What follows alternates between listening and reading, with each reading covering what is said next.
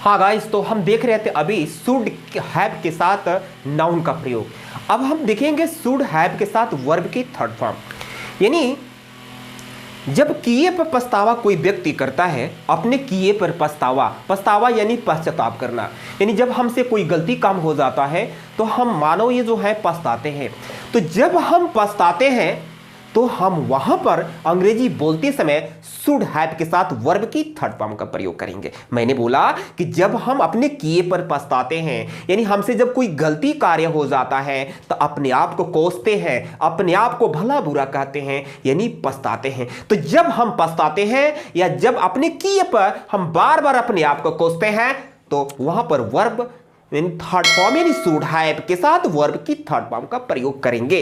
शायद ये बात आपको समझ में नहीं आई होगी। चलिए, अगर ये बात आपको समझ में नहीं आई होगी तो एक मैं ऐसा ट्रिक बताऊंगा कि आप शुड हैव का प्रयोग किए बिना मान नहीं सकते। देखिए, आपको बस ये देखना है कि ना चाहिए था, ना चाहिए था, ना चाहिए था, यानी ना चाहिए था, यानी ना के साथ चाहिए और चाहिए के साथ था। बिल्कुल आप केयरफुली वॉच करेंगे। मैं बोला कि ना प्लस चाहिए, चाहिए के साथ था, ना चाहिए था। जब भी किसी हिंदी सेंटेंस में अगर इस तरह के वर्ड्स या लेटर्स नजर आए तो आपको यह समझ लेना कि इस हिंदी सेंटेंस से रिपेंट हो रहा है, यानी पछतावा किया जा रहा है। तो उस कंडीशन में आप शुड हैव के साथ वर्ब की थर्ड फॉर्म का प्रयोग करेंगे और मान नहीं सकते वर्ब की थर्ड फॉर्म का प्रयोग किए बिना। चलिए, तो हमें यहां से चले जाना चाहिए था। इस सेंटेंस को पढ़ने से यह पता चलता है कि हम यहां रुक गए और कोई हमारे साथ ऐसी घटना घट गई कि अपने आप को मैं इंसल्ट फील कर रहा हूं।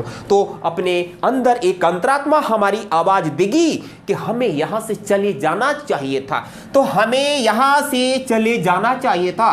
तो हमें की मीनिंग हो गया वी, और चाहिए था के लिए लगाएंगे हम शुड हैव। यानी यहां पर चाहिए के लिए मैंने लगाया शुड और था के लिए लगाया हैव। अब क्या, जाना, और जाना की मीनिंग होता है गो, लेकिन गो की फॉर्म लगेगा third. We should have gone, और गॉन के साथ अवे, यानी गो अवे, चले जाना चाहिए था। जाना नहीं, चले जाना चाहिए था। तो we should have gone away, यहां से। तो से की मीनिंग फ्रॉम और हेयर मीन्स यहां से।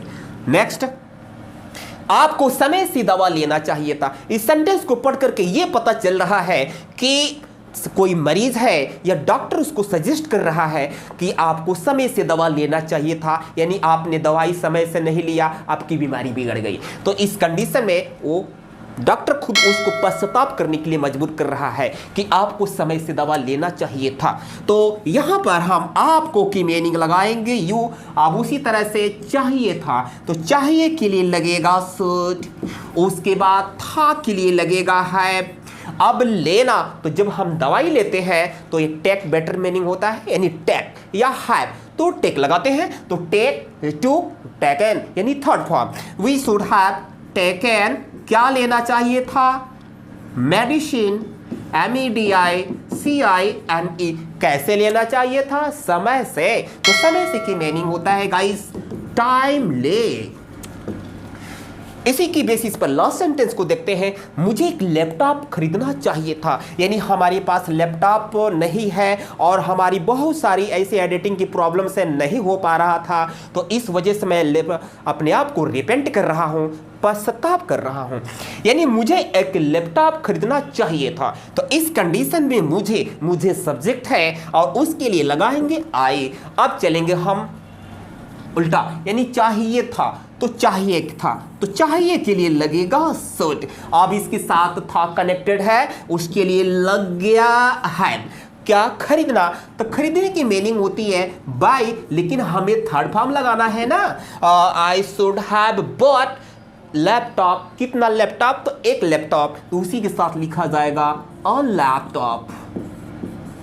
तो गाइस, ये रहा हमारा प्रयास कि आप शुड हैव के साथ वर्ब की थर्ड फॉर्म का प्रयोग करेंगे। कब, जब भी किसी हिंदी सेंटेंस के लास्ट में ना चाहिए था, ना चाहिए था, ना चाहिए था, तो आप शुड हैव के साथ वर्ब की थर्ड का फॉर्म का प्रयोग करेंगे। तो गाइज, अगर वीडियो आपको पसंद आई हो, लाइक करें, शेयर करें, सब्सक्राइब करें। Thanks lot.